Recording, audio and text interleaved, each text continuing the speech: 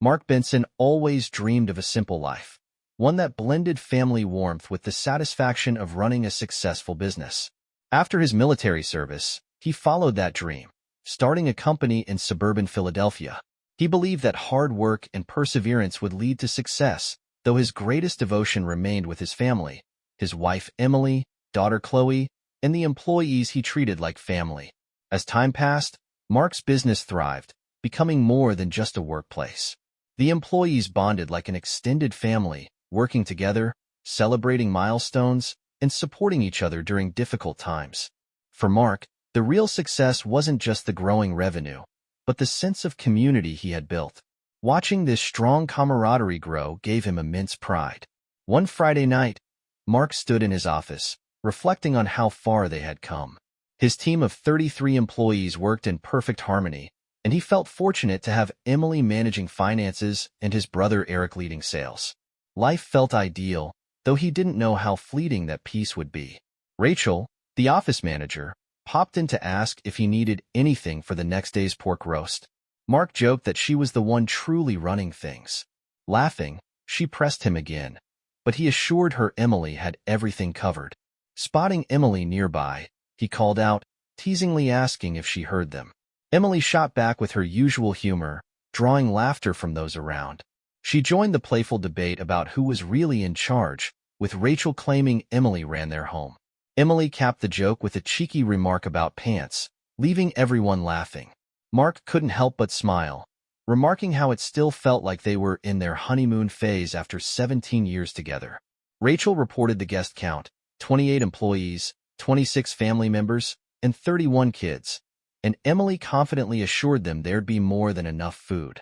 Emily turned to Rachel, asking if she was bringing anyone. Rachel politely declined, saying she was coming alone. Emily, ever eager to play matchmaker, offered to introduce her to someone, but Rachel declined more firmly. Sensing the tension, Mark stepped in, gently telling Emily to let it go. Emily, realizing she might have overstepped, apologized, insisting her suggestion came from a place of love. Though Rachel acknowledged the apology, she kept her thoughts to herself.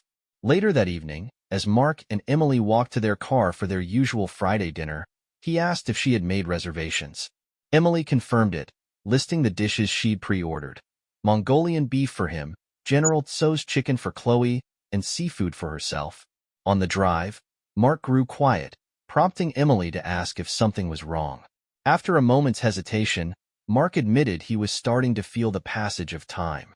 Chloe was growing up so fast, and it wouldn't be long before she'd be off on dates and, soon enough, college. Emily reassured him that Chloe would always be their little girl, but Mark sighed, acknowledging the reality: kids grow up, whether he liked it or not. Sensing his unease, Emily suggested they turn their Friday nights into Chinese food and movie nights, just for the two of them. Mark smiled, feeling comforted by the idea. When they got home, Chloe greeted Mark with a big hug, her excitement evident. Their dog Banjo barked happily, sniffing the takeout bags as Chloe proudly announced she'd gotten an A on her geometry exam. Mark grinned, reminding her he'd told her it would turn out fine. Chloe admitted she hadn't believed him but kissed his cheek in thanks. Emily, watching their interaction, felt a sense of pride. Chloe's close bond with her father reminded Emily of the relationship she had shared with her late father. Dinner was filled with laughter and lively conversation. Later, they moved to the family room. Settling in, Mark asked whose turn it was to pick the movie. Chloe quickly claimed it and chose Robin Hood, Men in Tights, an older comedy Mark had once mentioned. He chuckled, teasing her about picking such an ancient movie and expressing surprise she hadn't gone for the next John Wick installment. Emily interjected, firmly vetoing action movies for the night. Chloe laughed, recalling how she had lost count of the body count during their last movie after 100. Promising something lighter and fun, she pressed play, and the family settled in. Mark sat in the middle, flanked by Emily and Chloe on either side. As they relaxed, a bittersweet thought crept into Mark's mind. Moments like this wouldn't last forever. The next morning, Eric and his wife Natalie arrived early to help with preparations for the big company gathering. While Natalie and Chloe worked inside, Mark, Emily, and Eric handled the outdoor setup. As Mark cleaned the pool, He felt a familiar rumble in his stomach and excused himself, calling out to Emily that he needed the bathroom. Emily jokingly warned him not to ruin the guest powder room that Chloe had just cleaned. Smiling to himself, Mark opted for the quiet basement bathroom instead. The dim, peaceful space allowed him to let his thoughts wander for a moment. Then, he overheard voices outside the small window. He immediately recognized Emily's voice, but something in her tone made him freeze. She sounded anxious, expressing concern to Eric about Mark catching them. Eric dismissed her fears, assuring her Mark was busy. Listening in silence, Mark's stomach tightened, each word filling him with dread as he realized something was very wrong. Emily casually mentioned that their boys had brought home forms for a DNA test and asked if Chloe's school had done the same. Eric replied he wasn't aware. Then came the question that hit Mark like a cannonball. Had Emily ever confirmed if Mark was Chloe's real father? Emily admitted she had avoided it, but said she'd check with the school. Eric hesitated before asking whether they should stop their affair, noting the risk of getting caught. Emily, however, was firm, refusing to end it. They had gotten away with it for years, and she wasn't willing to let Mark find out, knowing it would ruin both of them. Eric suggested he might want to start over, but Emily angrily called him a coward and confirmed their next meeting on Tuesday at 6 o'clock at Valley View. As they parted ways, Mark stood frozen, his world crumbling around him. He closed the window slowly, feeling nauseous. Tears welled up in his eyes as he whispered to himself, "What am I going to do?" The pain was overwhelming, but with a house full of guests expected soon, he knew he couldn't confront them yet. He had to act normal, no matter how shattered he felt inside. After nearly 20 minutes of pacing in the basement, Mark forced himself to think. "What can I do?" He thought frantically. "Ice," he whispered aloud. Going out to get ice would buy him time to compose himself. He splashed cold water on his face, trying to hide his distress, and headed upstairs. On his way out, he spotted Natalie and said, "Tell Emily I'm going to grab ice." "Sure," Natalie replied, unaware of the turmoil brewing inside him. At the store, Mark took a few minutes to walk around, hoping it would clear his head. Walking usually helped, but this time, tears began to blur his vision. Frustrated with his emotions, he muttered angrily, "Stop it." He wasn't used to being so emotional, and it made him feel weak. He needed to stay in control and figure out how to survive the party and the days ahead without arousing suspicion. Eventually, the walk calmed him down enough to focus on a plan. Realizing he had been gone too long, he bought 8 bags of ice and returned home. As soon as he walked in, Chloe noticed his distress. "Dad, are you okay?" she asked, concerned. Mark quickly lied, telling her his stomach had been upset and he had to pull over. He asked her to put the ice in the freezer, saying he needed to lie down for a bit. Worried, Chloe agreed and said she'd inform Emily. Mark hoped that a few hours of rest would help him regain control. Emily later came to check on him, and he stuck to his story, telling her he had stomach cramps but no fever. She sympathized, told him to rest, and assured him the guests would understand if he skipped the gathering. Left alone, Mark paced the room, thinking about what to do. He concluded that a divorce was inevitable, and both Eric and Emily would have to be cut out of his life. But the hardest part was thinking about Chloe. Regardless of her biological relation, he feared losing her most of all. He also worried about the impact on Natalie, the boys, and his parents. Still, he couldn't ignore the betrayal. There was no going back. As he struggled to hold it together, Chloe entered quietly. Mark pretended to be asleep, but he felt her softly brush his hair. "Are you okay, Dad?" she whispered. He murmured that he just needed to rest before the guests arrived. Banjo, their golden retriever, jumped onto the bed, licking Mark's face and unknowingly wiping away a tear. "I brought you a friend," Chloe said with a small smile. "Love you, Dad." She kissed his forehead before leaving. In that moment, Mark felt her love deeply.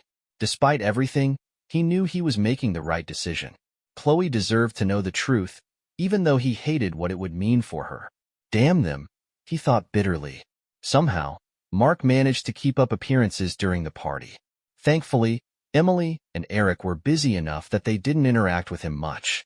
Rachel, however, noticed something off but didn't pry. Mark kept Chloe close by, drawing strength from her presence.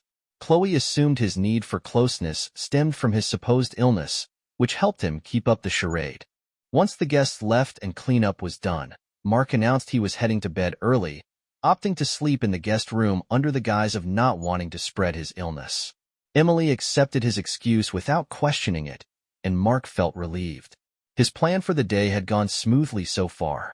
The next morning, the family attended church together. During the service, Mark pretended to receive a text, ensuring Emily noticed. She gave him a questioning look, and he whispered, "Later." After the service, Emily asked about the message. Mark calmly told her that the owner of Gupta Water Equipment needed an urgent meeting on Monday and that he'd be back by Tuesday. When she asked where, he replied, "Pittsburgh," adding that he'd leave that afternoon to get enough rest before the meeting. Emily then asked if they were still going to his parents' house for lunch. Mark confirmed but added that he would drive separately so she and Chloe could stay longer. He felt satisfied with how things were playing out. Emily hadn't suspected anything yet, and he had successfully avoided any interaction with Eric during brunch. After lunch, Mark left, briefly stopping by the house to grab some paperwork before checking into a hotel near their business. Once settled, he called his attorney and longtime friend, John. Explaining the situation, Mark was relieved when John sympathized, having gone through a similar experience himself. Although John didn't specialize in family law, he recommended his colleague, Lisa, who did. Later that evening, John arranged a dinner meeting with Lisa. Over the meal, Mark shared his story, and Lisa agreed to take his case. During the conversation, he learned that John and Lisa were now engaged.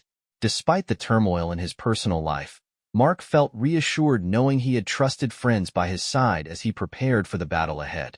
That evening, Mark, John, and Lisa discussed strategy for hours, finalizing plans for the divorce. Lisa scheduled a follow-up meeting on Monday, and they aimed to serve Emily with divorce papers by Friday. At one point, Mark stepped out to call home, pretending he was already in Pittsburgh. Emily answered, asking how he was feeling. Mark said he was a bit tired but okay, then asked if Chloe was around. Emily put him on speakerphone, and Chloe excitedly told him she missed him. Mark reassured her that he'd be back in time for their Tuesday night date, and she eagerly promised to pick a movie. After a brief goodbye, Emily felt a little hurt by how short the call was, but assumed Mark was just tired from the drive. Back in his hotel room, Mark opened the window, hoping for fresh air, only to be greeted by the smell of a dumpster. Just perfect, he thought bitterly, reflecting on how messy his life had become. He closed the window and spent the night wrestling with his thoughts. The next day's meeting with John and Lisa went smoothly. That evening, Mark made another brief call home, claiming he was out to dinner with clients, though he was alone in his hotel room, mentally preparing for the dreaded conversation with Chloe. He knew it would force her to grow up too quickly, a reality he hated. On Tuesday morning, Mark finalized his strategy. After a quick meeting with his attorney to settle company matters and severance packages for Emily and Eric, he headed to the office, pretending he had just returned from Pittsburgh. Seeing Rachel stirred unexpected emotions. Instead of going straight to his office, he awkwardly smiled and shut the door behind him. Get a grip, he told himself. After reviewing his plans, he took a deep breath and called Rachel into his office. "Hi, Mark," she greeted cheerfully, but her smile faded when she saw his tear-streaked face. Ignoring formalities, she rushed over and hugged him. "What's wrong? Are you okay?" "No," Mark admitted shakily. "I'm not sick, but something's really messed up." Rachel pulled up a chair and took his hand. "Is it Emily?" she asked gently. Mark nodded, struggling to find the words. "Eric," he finally whispered. "Your brother?" she asked in shock. Pacing the room, she fumed before calming down and hugging him again. "You found out before the party, didn't you?" Mark nodded, explaining how he overheard their conversation and realized the truth. "There's no chance you'll stay with her?" Rachel asked cautiously.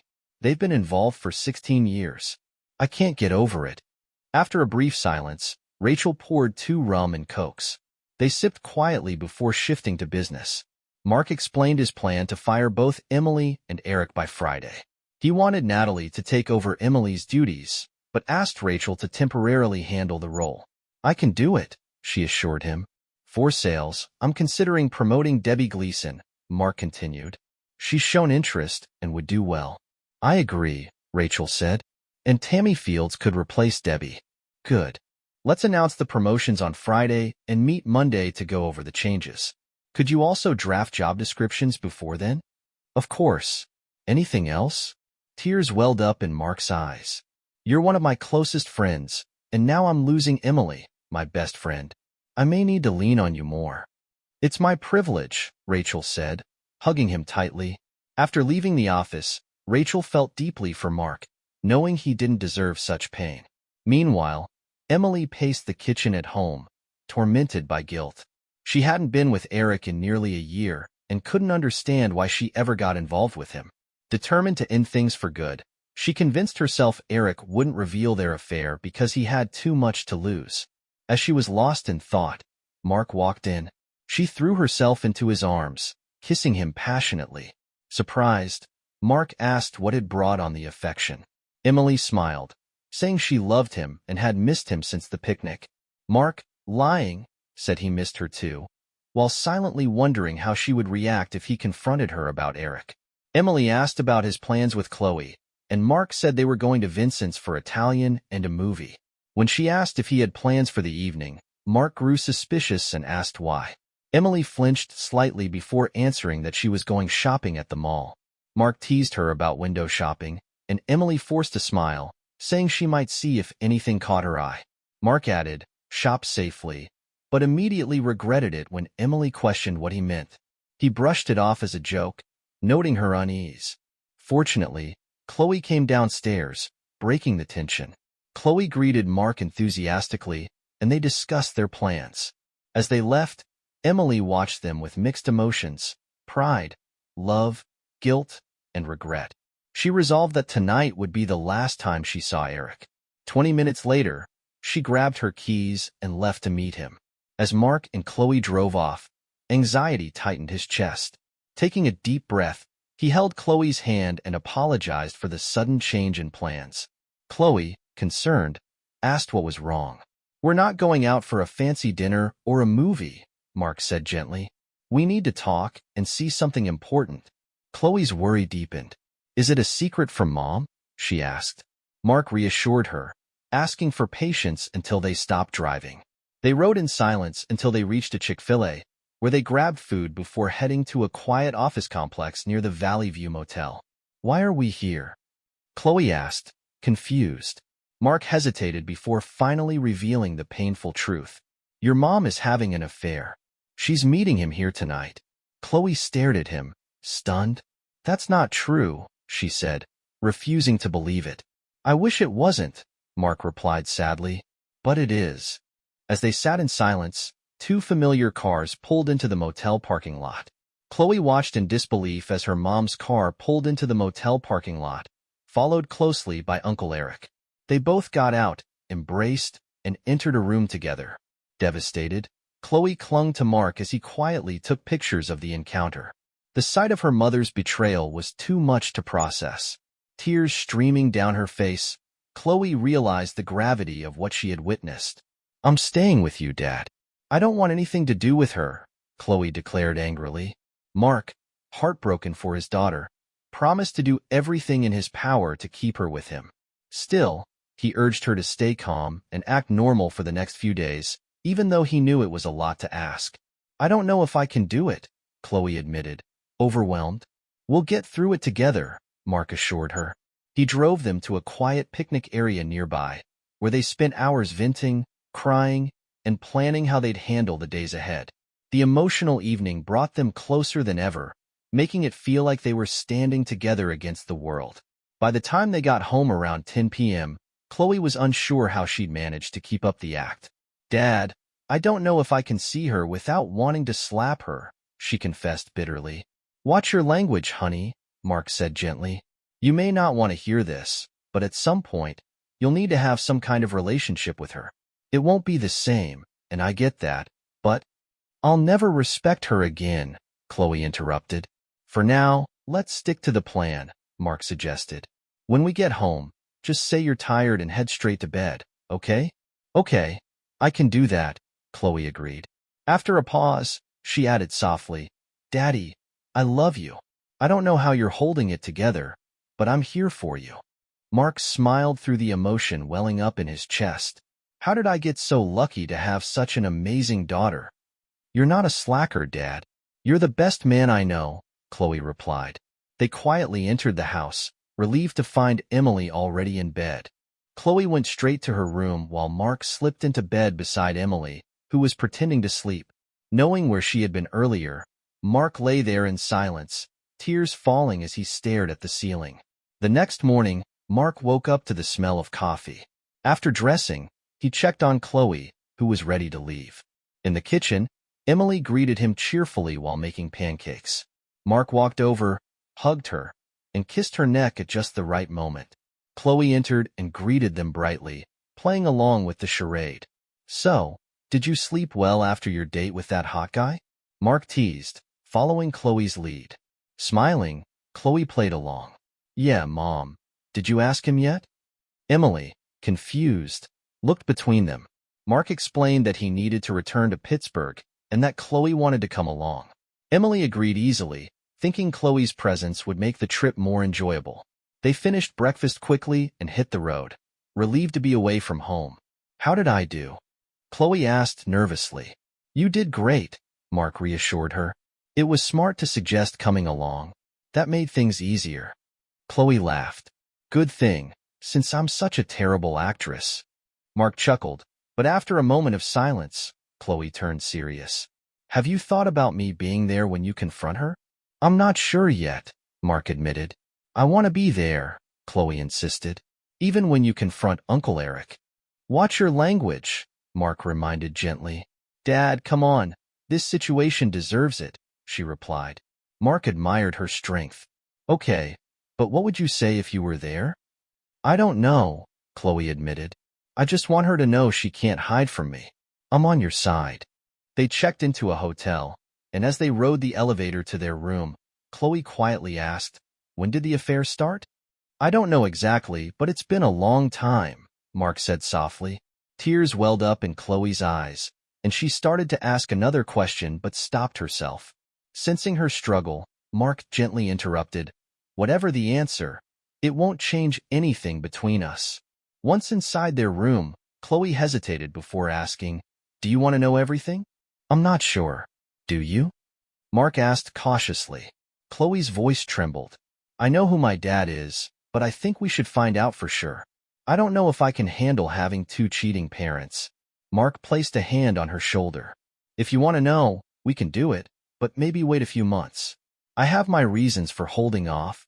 Chloe hugged him tightly, tears in her eyes. They unpacked in silence, finding comfort in each other's presence. During their stay, Mark handled meetings with lawyers and business matters, while Chloe spent her time swimming or reading by the pool. On the first day, Rachel joined them for a strategy meeting, and later they all had dinner together. Chloe and Rachel got along well, and back in their room that night, Chloe hesitated before opening up to her father. Dad, do you think Rachel has feelings for you? She asked cautiously. Mark was taken aback. What? No. I've never cheated on your mom. Not even close. I didn't mean it like that, Chloe said, tearing up. I'm sorry for doubting you. Mark hugged her tightly. It's okay. I understand why you'd have questions. It's normal. They both fell into silence, wondering why Emily had been unfaithful. They hoped Friday would bring answers. The next day, Rachel called Emily to discuss work matters. She mentioned that the IT guy needed to update Emily's laptop and suggested they have lunch together. Emily agreed, unaware of what was coming on Friday. That night, Chloe found her father standing by the window, staring out in silence, tears glistening in his eyes. When Chloe asked if he was okay, Mark admitted he wasn't and asked if she was ready for the tough day ahead. Chloe sighed, acknowledging they had no choice. Mark hesitated before asking, Do you think I could forgive your mom and stay? I don't see how, Chloe admitted quietly. After all the lies, I can't see her the same way. They hugged tightly, drawing strength from each other. Chloe expressed her gratitude for being included, and Mark, touched by her maturity, asked if she was truly okay. As long as you are, she answered, managing a small smile. After breakfast, they packed, checked out, and headed to the lawyer's office. John and Lisa greeted them, impressed by Chloe's calm demeanor. She actively participated in the discussions, offering thoughtful suggestions. Lisa, noticing Chloe's composure, asked if she had ever considered law. Chloe mentioned that legal dramas were her favorite TV shows, and Lisa encouraged her to explore working with their paralegal team in the future. Chloe's enthusiasm reassured Mark that she was strong enough to handle what lay ahead. After lunch, they ran a few errands before heading home around 3:30 p.m. The weight of the impending confrontation hung heavily between them.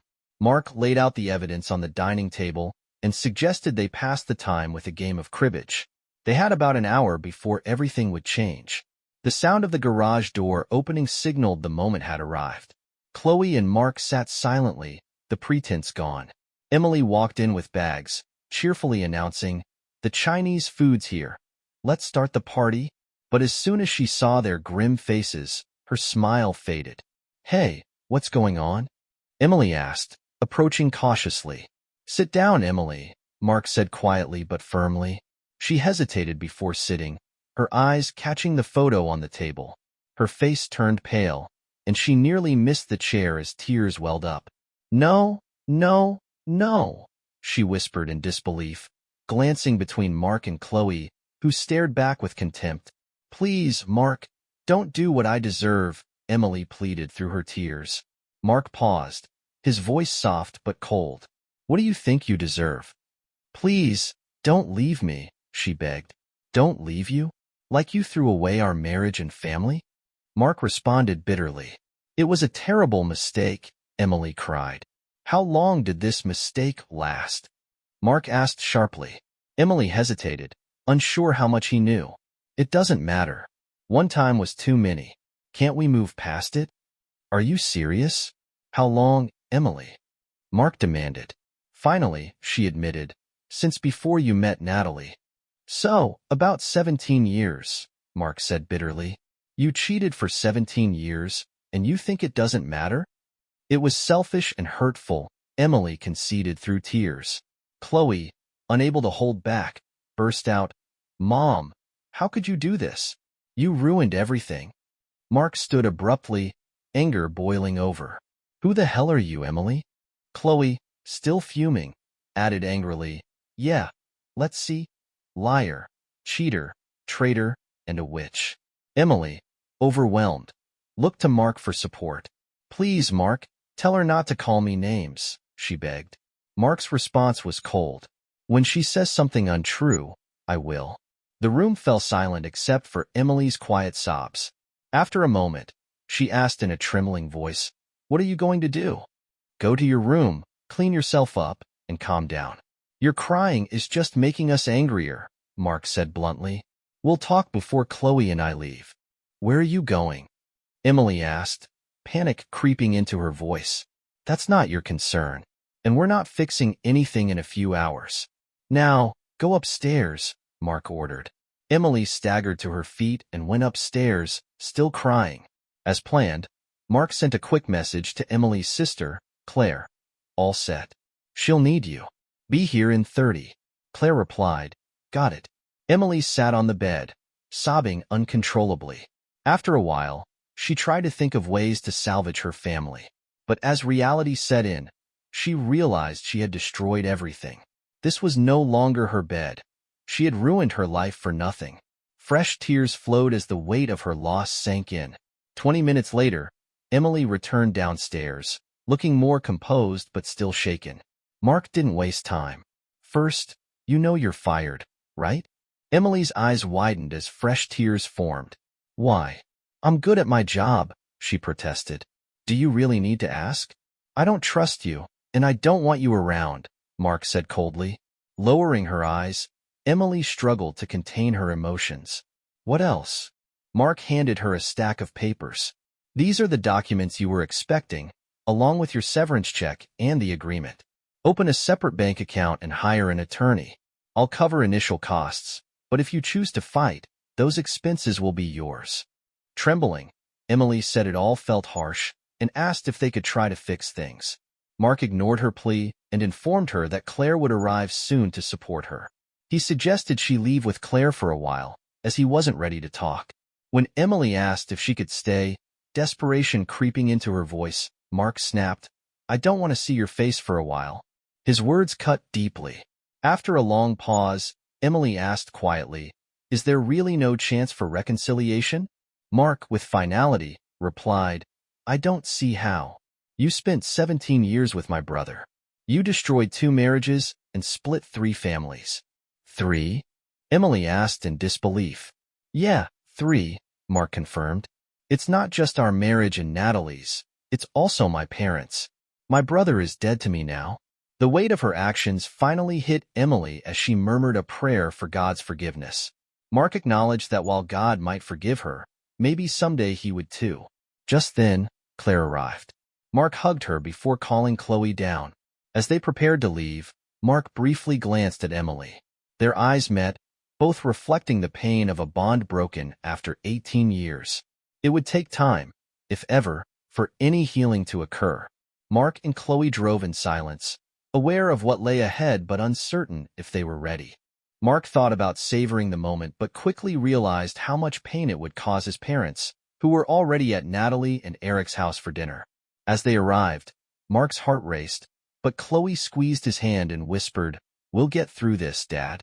Stay close to your grandparents and give them the picture when I hand it to Natalie," he reminded her. "I've got it," she replied confidently. They entered the house just as dinner was ending.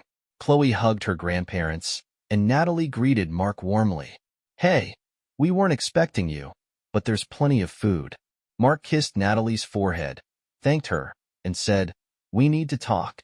He handed her a photo of Eric and Emily together, while Chloe quietly gave the same to their grandparents. Gasps filled the room as everyone processed the images. Mark turned to Eric and demanded an explanation. Eric turned pale, slumping into a chair. Their father, visibly angry, demanded answers, while Natalie slapped Eric, calling him a liar and a cheat. Mark intervened, urging her to let Eric speak. But Eric, stammering, failed to defend himself and asked where the photo came from. "That's the wrong question," Mark snapped. "Admit the truth." Eric, cornered, finally admitted to the affair. Natalie, devastated, broke down, collapsing onto the couch in tears, where Chloe and her grandmother comforted her. Their father expressed disgust, calling Eric a disgrace for betraying his own brother and wife. Eric tried to apologize, but Mark cut him off coldly. "You're dead to me. I don't want to see you again." "You're fired," Mark declared. Turning to his father, he added, "I don't consider him my brother anymore." Their father tried to calm Mark, but he was firm. "If Eric is around, I'm gone. If it happens too often, you'll have made your choice." Their father sighed, reluctantly understanding Mark's stance. "Don't expect me to cut him off completely," he said. "That's your choice," Mark replied, "but don't expect me to forget." Natalie, regaining some composure, screamed at Eric to leave and pack his things. Their father echoed the command, warning Eric not to think of staying with them. Eric looked at his mother for support, but found only contempt in her eyes. As Eric went to gather his things, Mark stopped him. "Hand over your office keys." He then demanded Eric turn in his company car and report to John on Monday to receive his severance package. Mark also took Eric's computer bag, which caused Eric to panic. "There's personal stuff on there." Eric protested desperately. "It's company property," Mark replied. "Anything personal will be returned Monday." Eric, enraged, lunged at Mark, throwing a punch. Mark retaliated, knocking Eric to the floor. Chaos erupted as others tried to intervene, but their father stepped in, calming Mark down with a bear hug. Eric lay semi-conscious on the floor, defeated. Mark, regaining his composure, turned to Natalie. "I'm sorry for springing this on you. Can we talk privately over the weekend?" Natalie, still shaken, nodded hesitantly. Mark then apologized to his parents. His mother responded gently, "We understand. We'll talk later." Turning to Chloe, he asked, "Ready to go?" Chloe stood by his side, ready to leave. Before heading out, Mark asked his father to stay and help Natalie ensure Eric left quietly. His father nodded, promising they would handle it. As they left, Mark remarked quietly, "It's just us now, Chloe." His father reassured him, "We're still here for you, too." Mark and Chloe drove home in silence. While Mark regretted the scene, he felt some relief from venting his anger. Still, something gnawed at him, and Chloe noticed. "Dad, why was Uncle Eric so protective of his computer bag?" she asked. "What's in there?" "I was wondering the same thing," Mark replied. "Let's go home and find out." "Are you okay? You seemed out of control," Chloe asked, concern evident in her voice. "I'm fine, just sore," Mark said with a forced chuckle. "I was worried you might hurt Grandpa when he tried to stop you," Chloe admitted. Mark sighed. "I guess I was more than out of control, huh?" "Definitely. But it probably felt good," Chloe said with a small smile. They exchanged a knowing look, both aware of the tension, but also of the bond that had grown between them. Meanwhile, Eric, seething that his affair had been exposed, packed his belongings into suitcases and trash bags.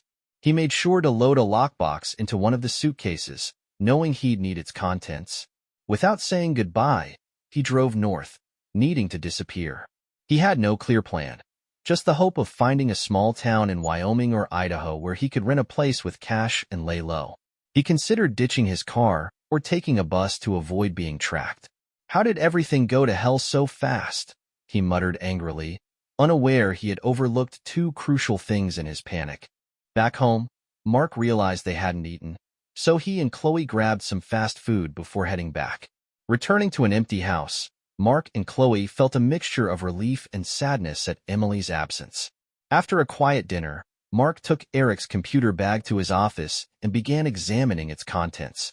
Everything seemed routine until he discovered an envelope from a major client, Brandywater Processes, containing a $9,900 check made out to Eric's cleaning services.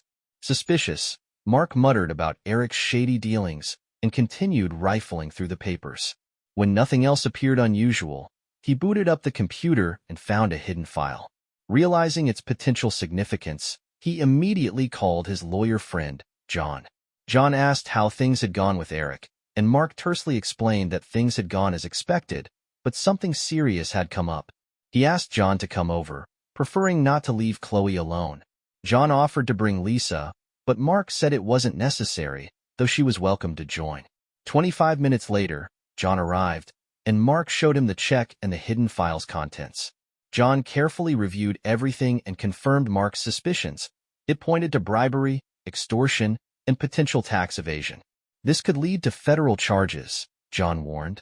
Mark, concerned, asked if the FBI would need to be involved. John confirmed that it was likely and advised quick action, especially if Eric was unstable. John immediately left a message with his FBI contact and returned to Mark, suggesting they meet the agent early the next morning. He offered to take the bag and check with him to prevent Eric from trying to retrieve them, and Mark agreed.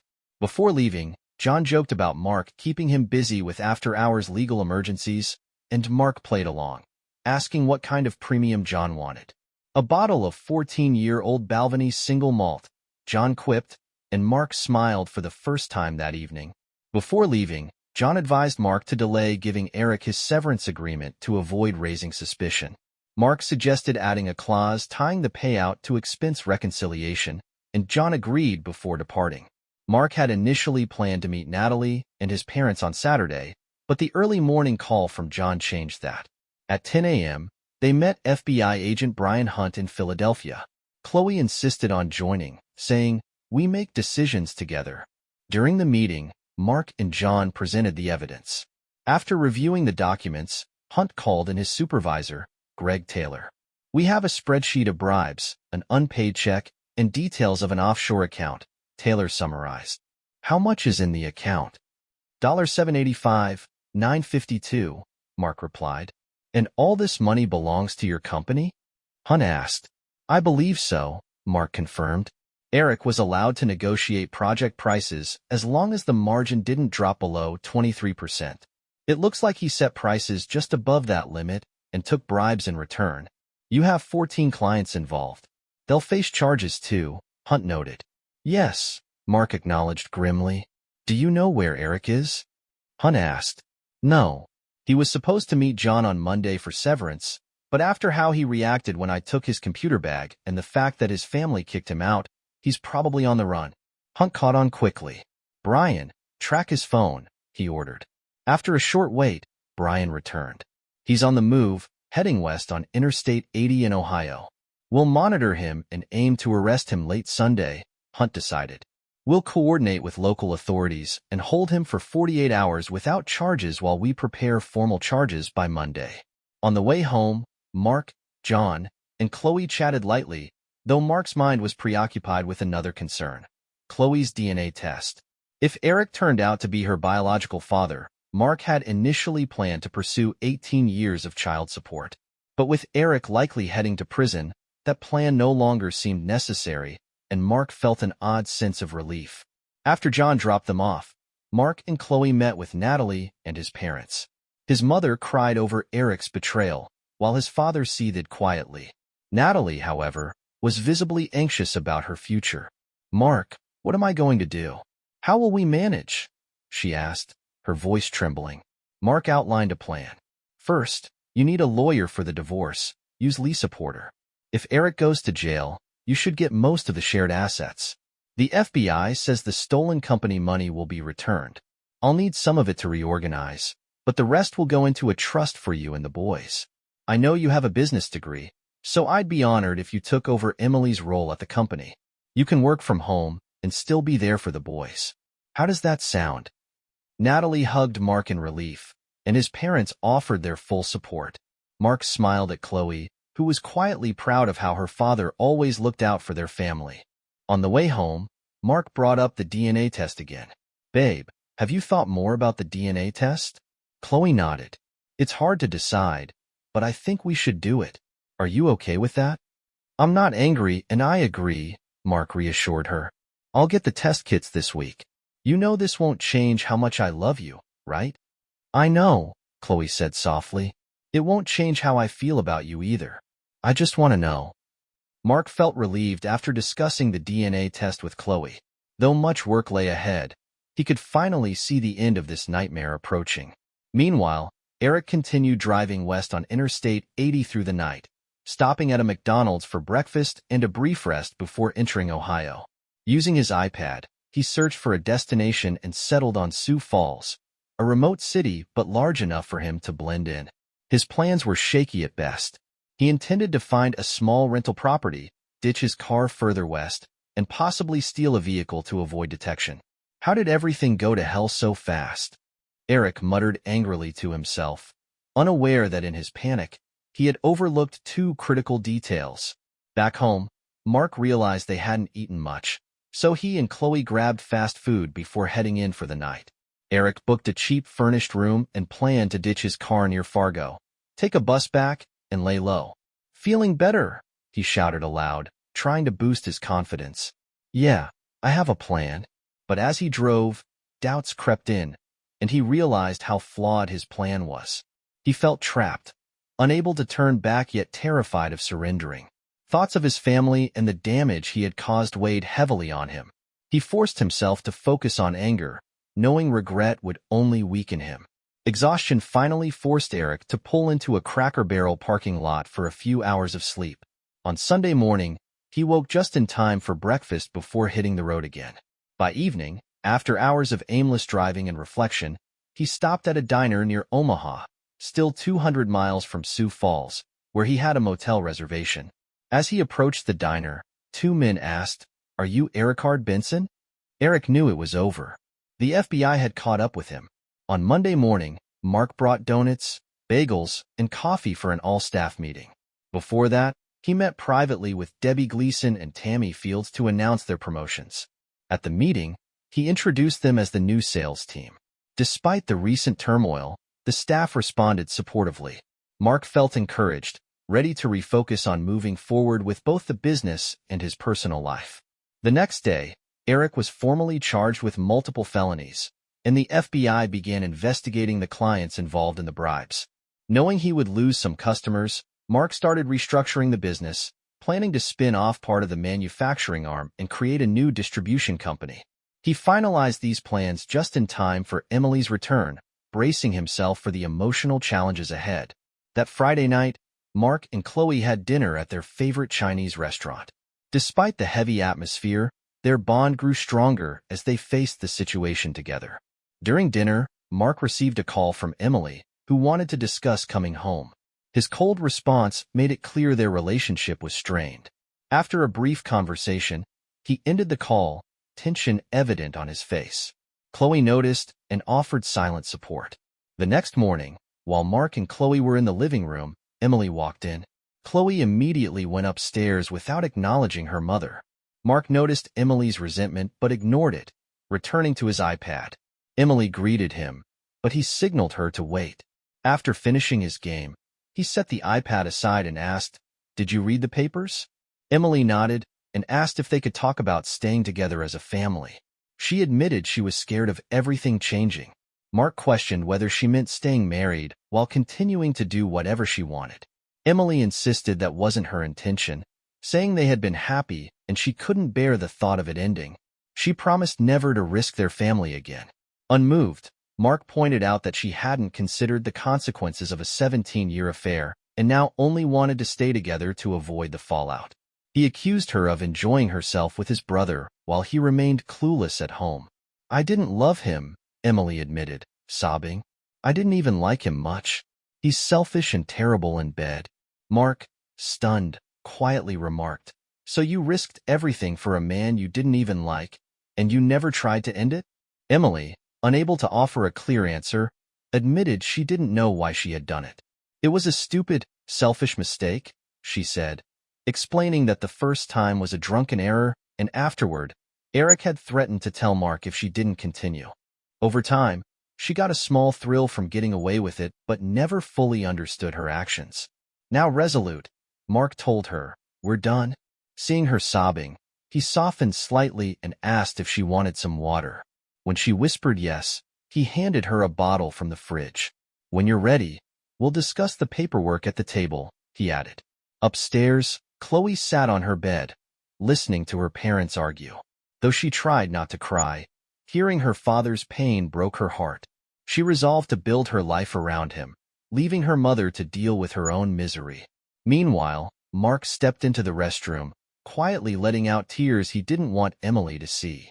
He knew he had to harden himself and stay in control. When he returned, he saw Emily slowly walking toward the dining room, her face puffy and red from crying. Feeling torn, Mark resolved to keep things civil. "I'm sorry for yelling," he said. "No more shouting. I'll keep it together." In a barely audible voice, Emily responded, "You can yell, curse, even hit me if it means staying together, but I know it won't happen." "No, it won't," Mark confirmed. "Did you read the papers?" Emily nodded, acknowledging that the terms were fair, but she pleaded not to give up Chloe, offering to forego more money instead. Mark firmly refused. "Chloe and I have a special bond. I can't lose her too. In a few months, she'll be 16 and can legally decide where she wants to live. Trying to fight that now would be pointless." Emily argued that he wouldn't lose Chloe, but she needed time with her daughter to rebuild their relationship. "I can't fix things if she's not with me."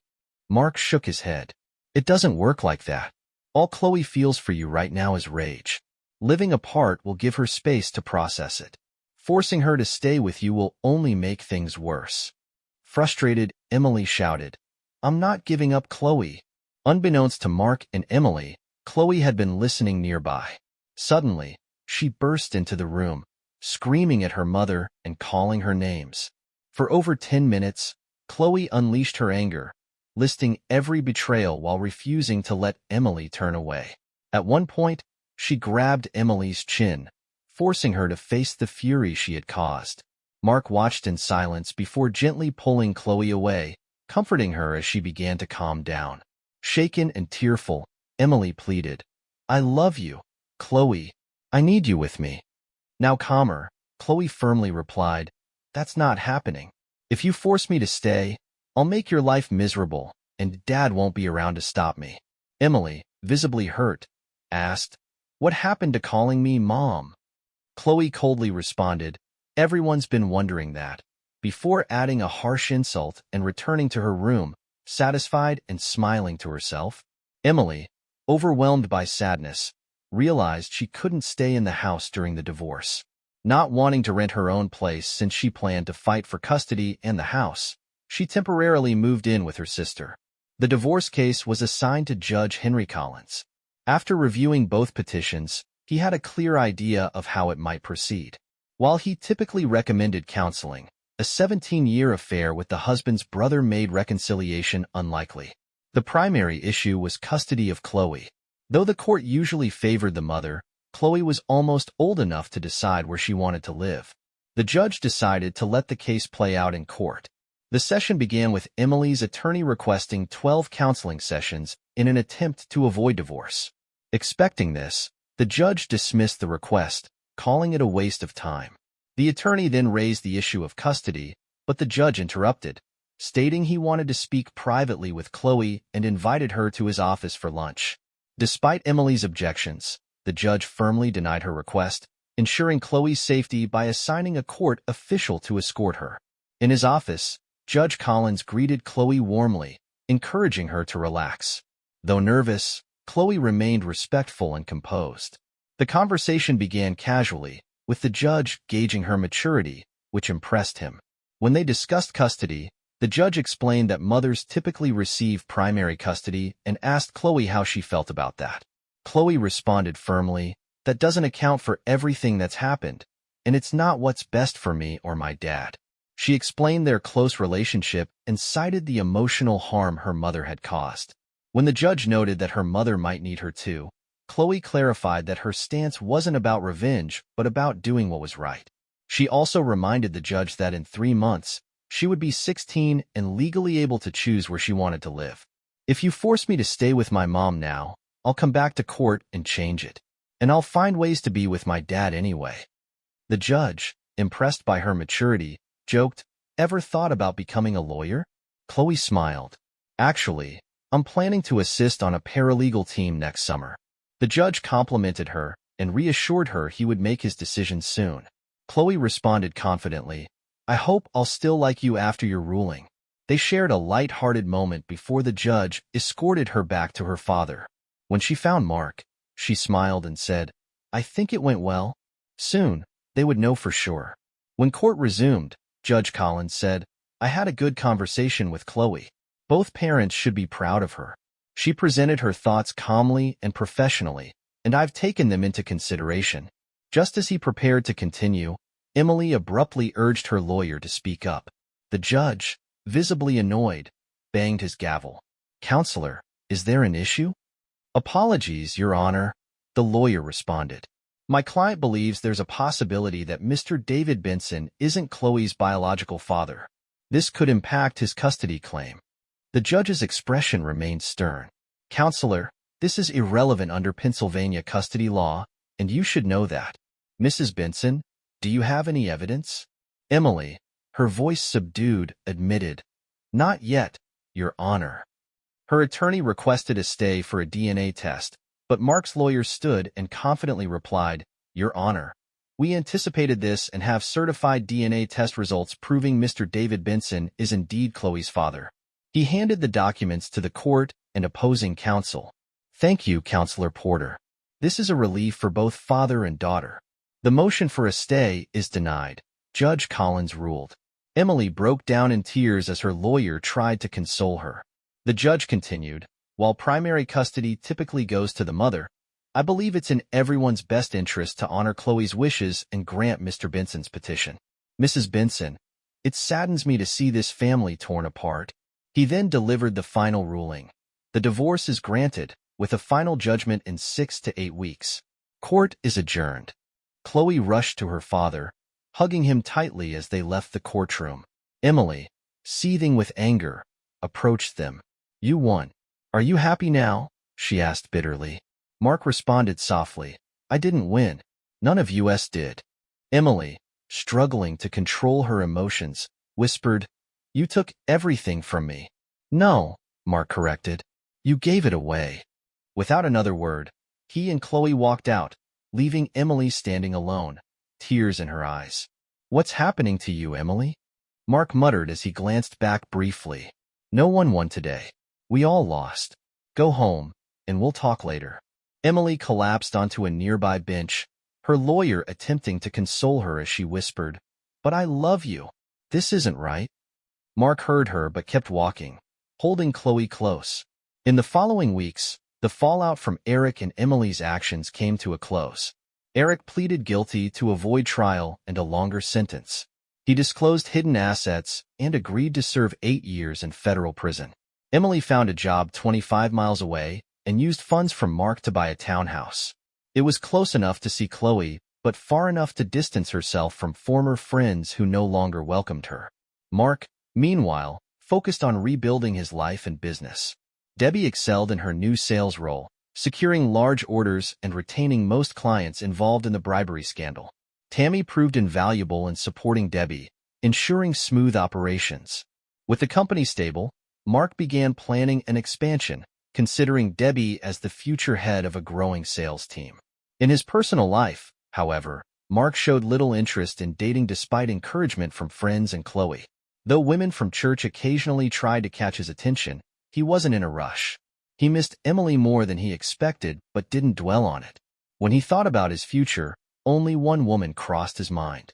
One Wednesday morning, a few months after the judge's ruling, Rachel walked into Mark's office carrying the mail.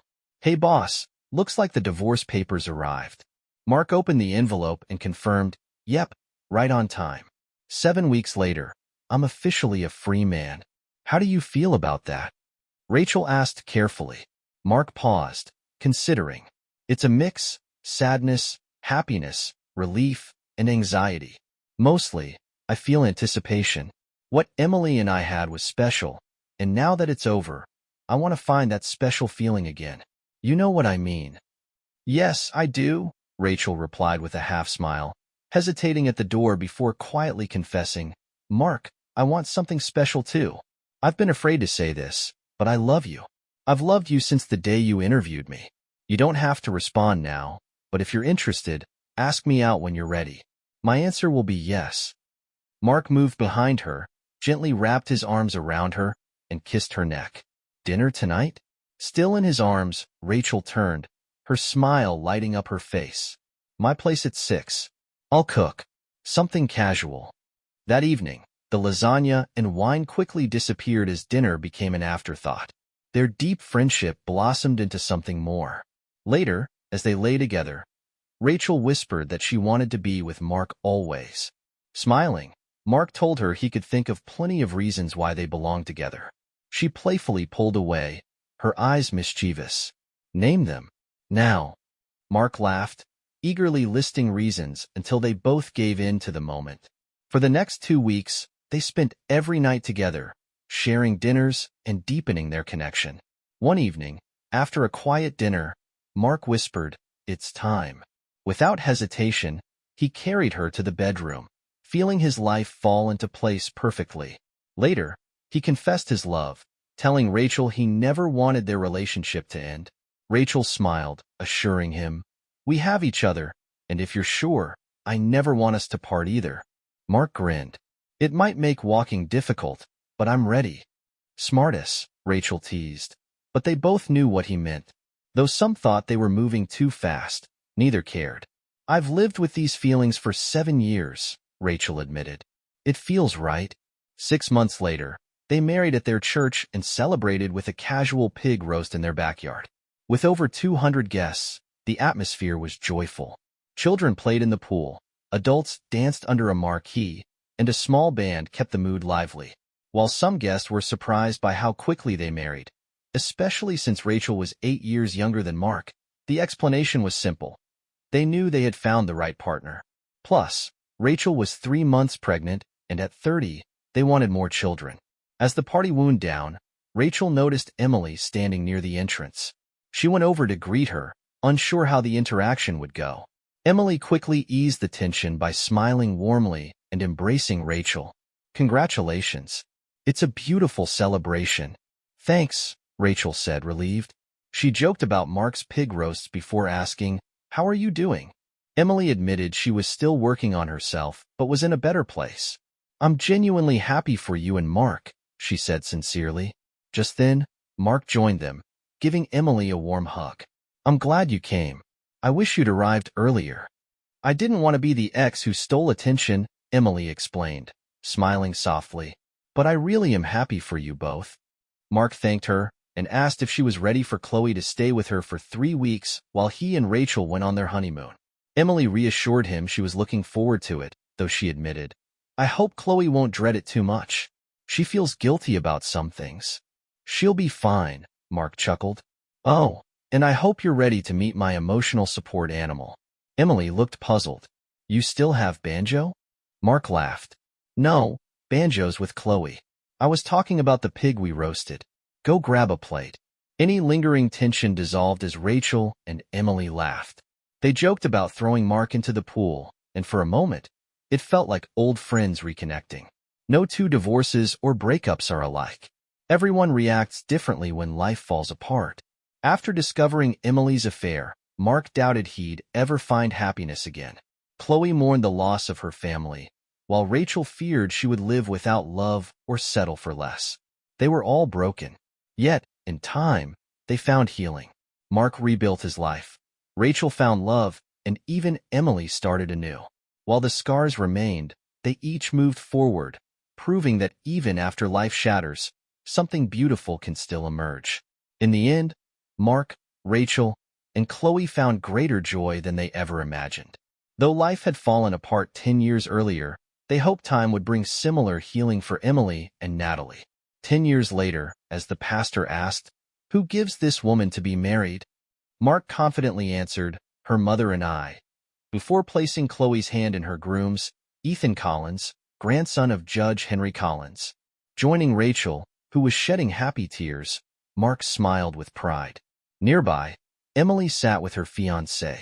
Though Rachel and Emily had rekindled their friendship, Mark kept a respectful distance from his ex-wife, his love for Rachel and their 3 children having long since healed past wounds. Their 10-year-old daughter, Sophie, served as Chloe's maid of honor, while Mia, the youngest, was the flower girl, and 3-year-old Mark Jr. was the ring bearer. Mark quietly basked in pride, grateful for the life he had rebuilt. Chloe had graduated top of her class from Temple University Law School, where she met and fell in love with Nate.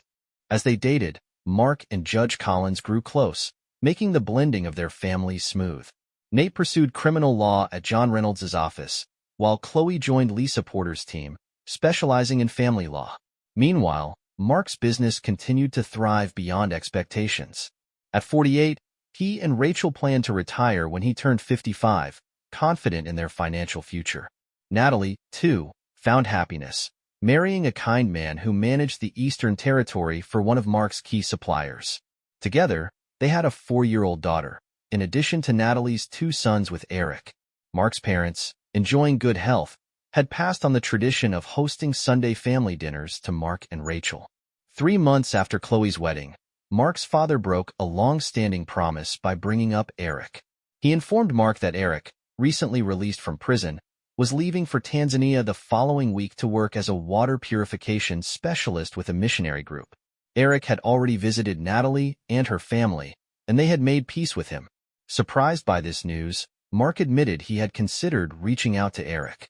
His father reminded him of how Eric had always felt like an outsider, struggling to measure up to Mark. After some reflection, Mark agreed it was time to talk and clear the air, recognizing that they had all endured enough pain.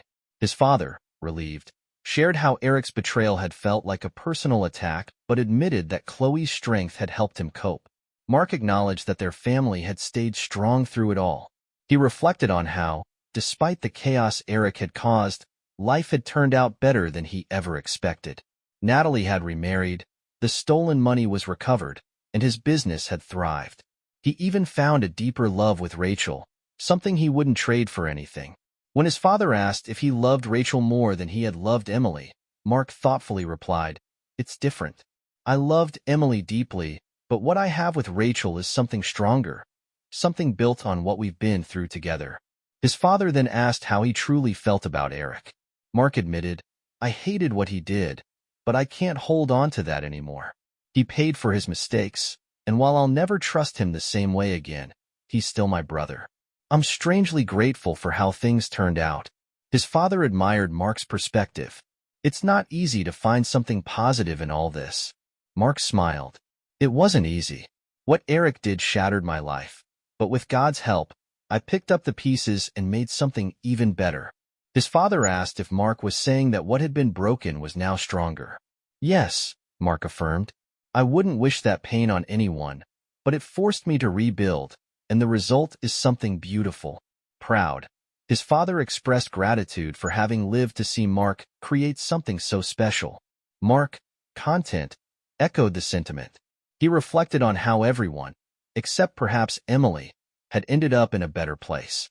Natalie was happier, his business was thriving, and his marriage to Rachel brought him immense joy. Even Eric, after years in prison, had found a better version of himself through faith. Feeling ready for what lay ahead, Mark resolved to meet Eric, clear the air, and finally let go of the past. While the past had shaped him, it didn't define him. He had built a future filled with love, hope, and new beginnings, and for the first time in a long while, he felt truly at peace.